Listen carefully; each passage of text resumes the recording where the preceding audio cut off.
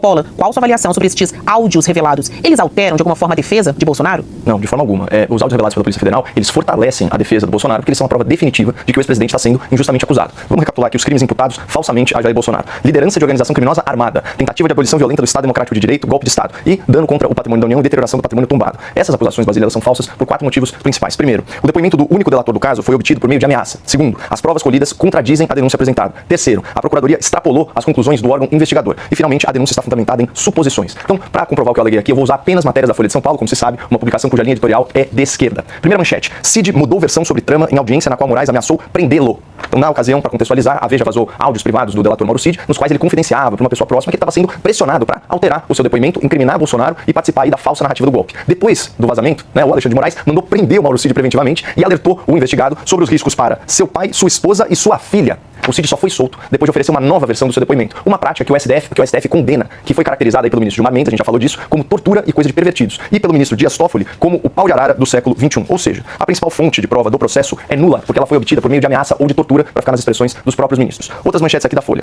PGR, Procuradoria, omitiu falas de Mauro Cid que contradizem denúncia contra Bolsonaro. Outra: PGR turbina acusação contra Bolsonaro com conclusões que nem mesmo a Polícia Federal bancou. O que isso significa, pessoal? Que o procurador, escolhido a dedo por Lula, ignorou todas as provas que desmentem a teoria do golpe. Mas ele foi além. Com base em meras suposições, em meras interpretações criativas, ele acusou Bolsonaro por coisas que sequer constam do relatório da Polícia Federal. E aqui mais uma manchete da Folha nesse sentido: Bolsonaro aceitou matar Lula, diz Procuradoria, sem comprovar.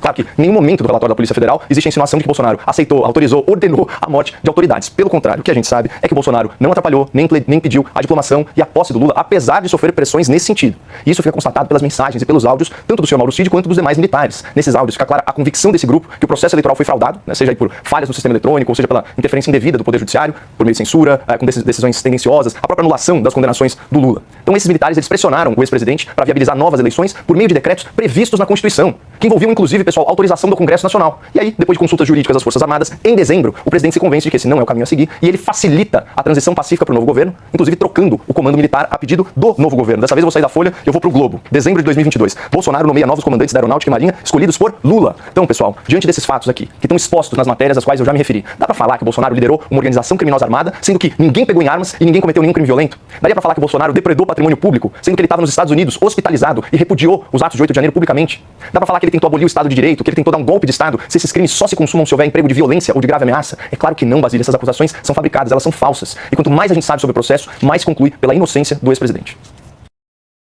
Gostaram do vídeo? Então inscrevam-se no canal, deem um like, comentem, compartilhem. Eu vou comentar também. Obrigado, o canal é muito importante, tá?